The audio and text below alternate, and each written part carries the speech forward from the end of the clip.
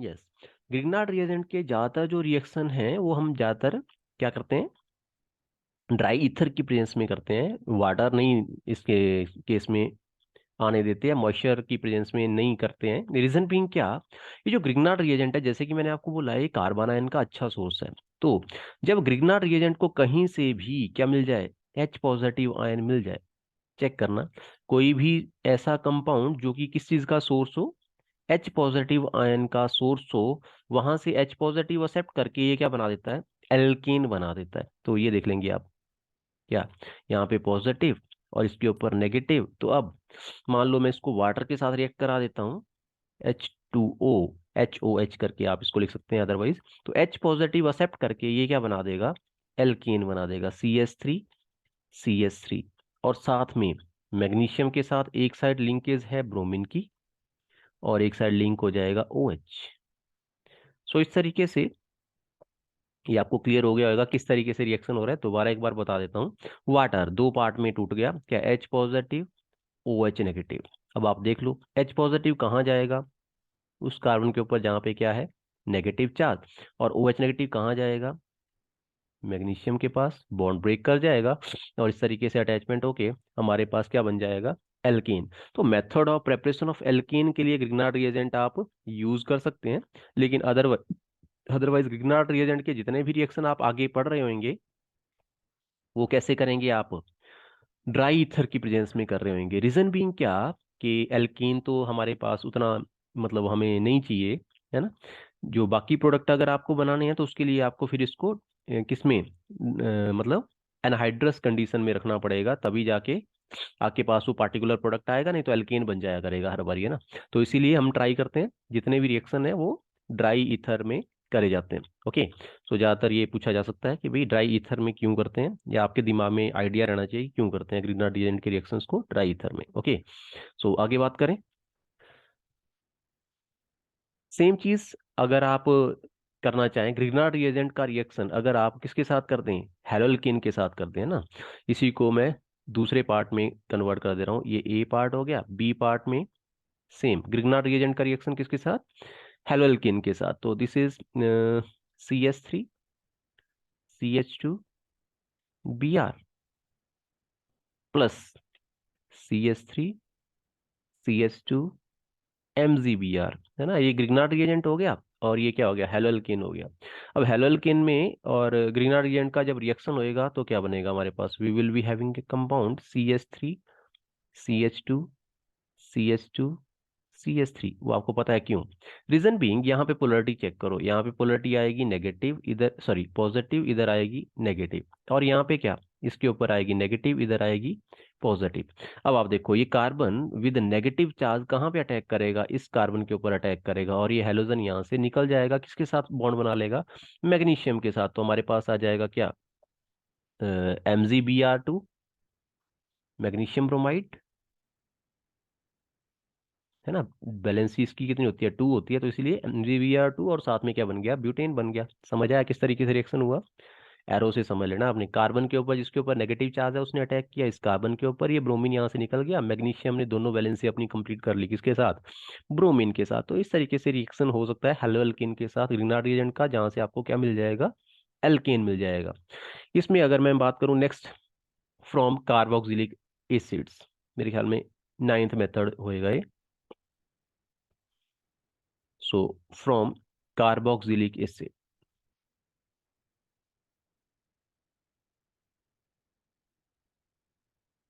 सो carboxylic acid से कैसे बना सकते हैं, डी कार्बोक्सिलेशन रिएक्शन करके, है ना, या इलेक्ट्रोलाइसिस करके सिंपली, तो हम बना सकते हैं। तो फर्स्ट मेथड इसमें जो मैं डिस्कस करने जा रहा हूँ that is laboratory method, that is D carboxylation, या ड्यूमा मेथड इसको बोलते हैं, ड्यूमा रिएक्शन बोल देंगे, हाँ। सो डी कार्बोक्सिलेशन रिएक्शन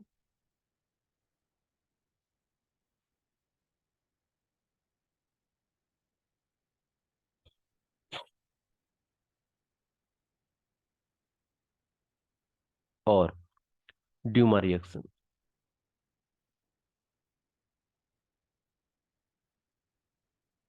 है ना, under the heading lab method और लेबोरेटरी मेथड।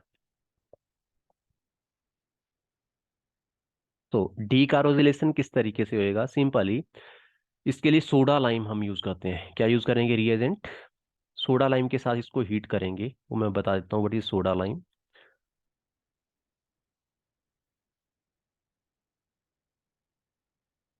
सोडा लाइम दो वर्ड है, देख लो है ना, एक होएगा क्विक लाइम और एक होएगा सोडियम हाइड्रोक्साइड।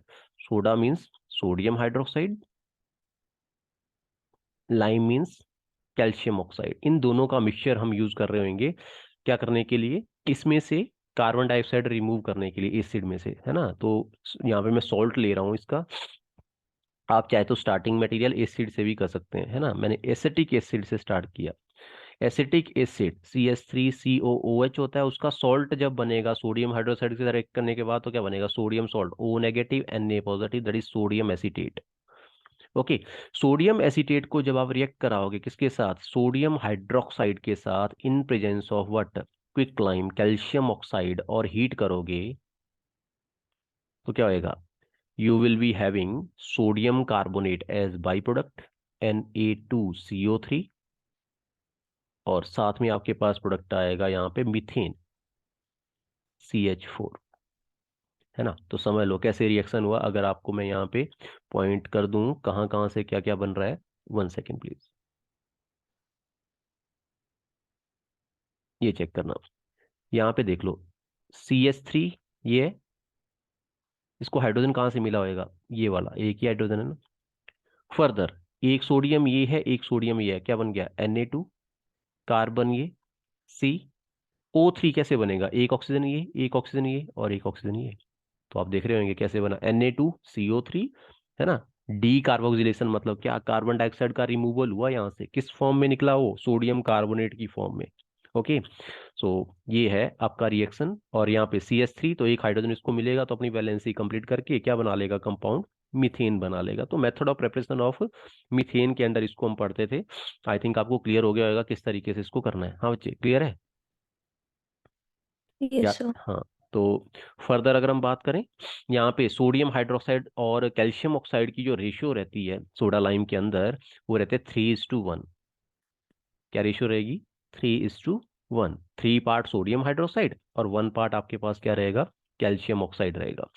फर्दर अगर हम बात करें next, that is Kolbe's reaction, B part. इसमें इलेक्ट्रोलाइसिस की मैं बात कर रहा हूँ अब, है ना। कॉलवेज इलेक्ट्रोलाइसिस और Kolbe's method for preparation of alkene. So Kolbe's electrolysis और कॉलवेज सिंथेसिस। तो इसके अंदर हम क्या करेंगे, सॉल्ट लेंगे, किसका, एसिड का सॉल्ट। तो मैं यहाँ पे वही एसिटिक एसिड से स्टार्ट कर दे रहा हूँ, हाँ।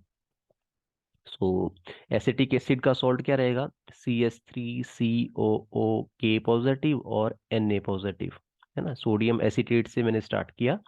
तो जब इसकी इलेक्ट्रोलाइसिस करेंगे, है ना, when we will electrolyze this sodium acetate, क्या मिलेगा हमें, सबसे पहले तो आयनाइजेशन से हमारे पास बन रहे होंगे आयंस, कौन कौन से, एक आयन बनेगा आपके पास CH3COO नेगेटिव, और दूसरा आयन क्या बनेगा, Na पॉजिटिव।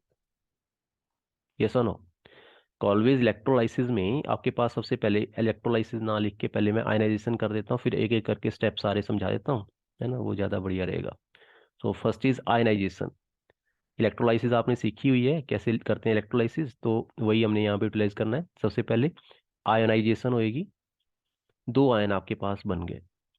नाउ ये जो आयन है, ये क्या, दो इलेक्ट्रोड के ऊपर जाके क्या होंगे, या तो ऑक्सीडेशन होएगा या रिडक्शन होएगा। तो आपको पता है एनोड और कैथोड दोनों के ऊपर सीखेंगे। At cathode what will happen, and at anode what will happen. तो सबसे पहले मैं एनोड की ही बात कर लेता हूँ।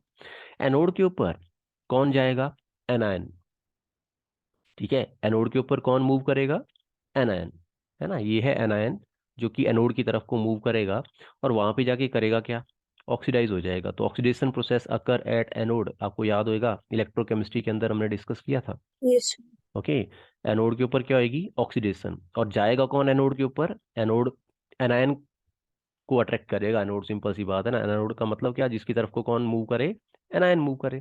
तो एनायन जाके करेगा क्या, इलेक्ट्रॉन लूज करेगा, है ना। तो चेक कर लो कैसे लूज करेगा electron, it will be CH3 COO negative. अब सिंगल एक जो आयन है वो एक इलेक्ट्रॉन लूज कर देगा, है ना, नेगेटिव चार्ज इसकी वजह से उसको लूज कर दिया इसने, तो मैं लिख दे रहा हूं यहाँ पे -1 इलेक्ट्रॉन। और आपके पास क्या बन जाएगा, you will be having this CH3CO।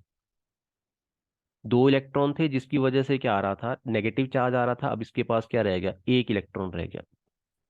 अब फर्दर ये जो आपके पास क्या है, आयन या रेडिकल जो हमारे पास बन के आया, जो फ्रेगमेंट निकल के आया, ये फ्रेगमेंट फर्दर, अगर मैं इसको 2 में कर लूँ तो ज़्यादा बेटर रहना था, लेकिन चलो इससे ही समझेंगे। ये फ्रेगमेंट, क्योंकि एक मॉलिक्यूल एक आयन से तो कुछ नहीं बनने वाला, 2 ले लो यहाँ पे ना, तो 2 ये ले लो, 2 इलेक्ट्रॉन निकल गए, तो 2 हमारे पास ये बन के आ गए fragment.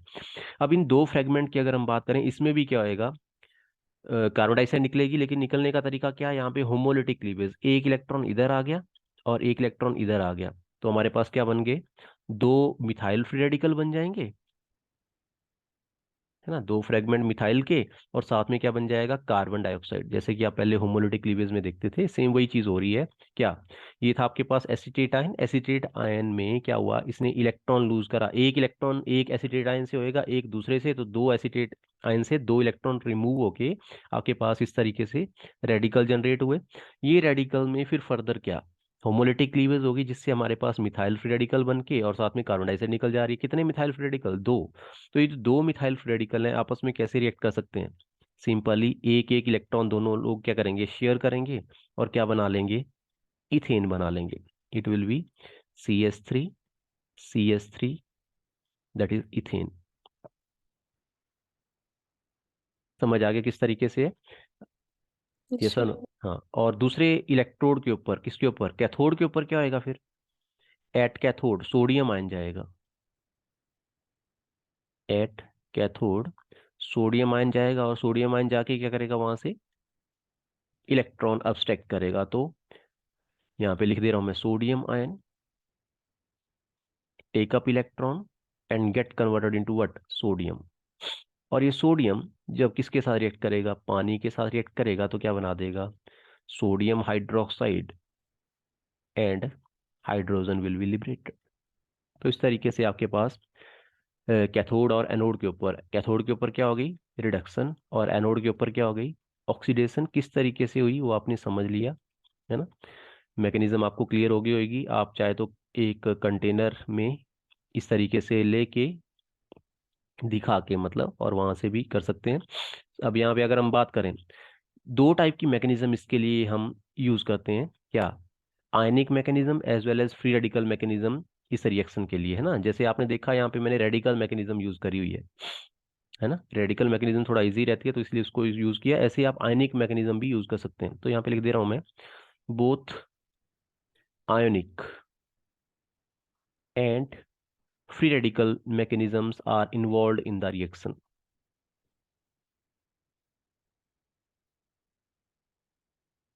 Free radical mechanisms are involved। लेकिन आप देख रहे होंगे कि इस मेथड से, है ना, डी कार्बोक्सिलेशन मेथड से क्या आप मीथेन बना सकते हैं? हाँ बच्चे, क्या डी कार्बोक्सिलेशन मेथड को यूज करके आप मीथेन बना पाओगे? ये सुनो,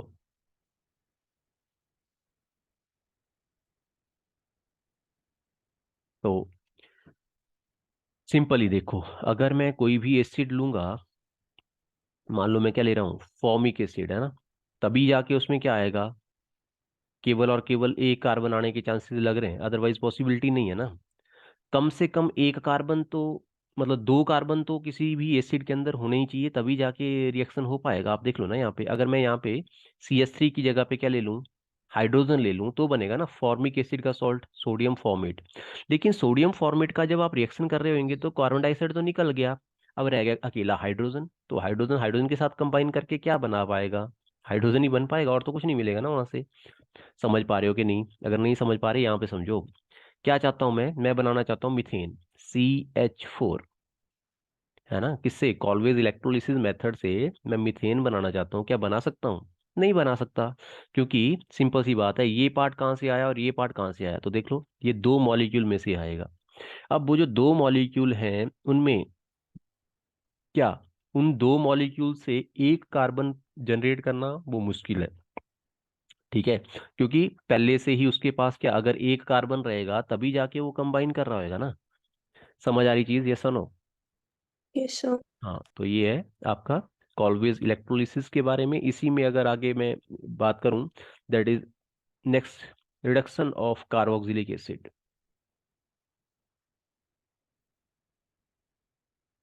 सी पार्ट करके इसको कर लो, रिडक्शन ऑफ कार्बोक्सिलिक एसिड। तो मैंने आपको बताया था कि रेड फॉस्फोरस और हाइड्रोजन आयोडाइड, ये जो रिएजेंट है ये स्ट्रॉन्ग रिड्यूसिंग एजेंट है,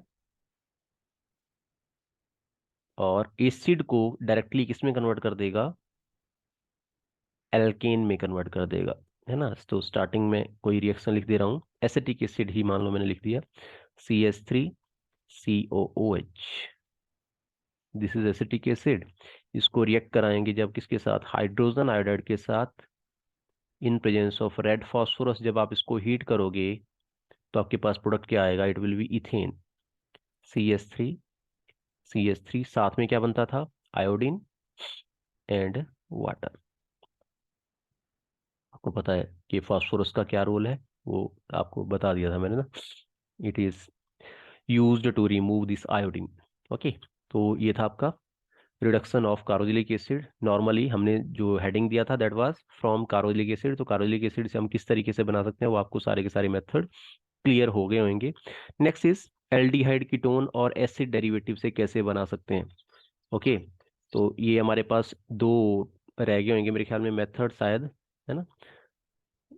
एल्डिहाइड, कीटोन, अल्कोहल और एसिड डेरिवेटिव, जो हम कल डिस्कस कर लेंगे और साथ में मूव करेंगे फिजिकल प्रॉपर्टीज के ऊपर, है ना। सो आज के लिए इतना ही, इसको अच्छे से रिवाइज कर लो और फिर डिस्कस करेंगे नेक्स्ट टॉपिक। तो ठीक है, अभी तक कोई प्रॉब्लम है अगर आज के टॉपिक में तो बोल सकते हैं। No sir. ओके ठीक है फिर। Okay, thank you, have a nice day.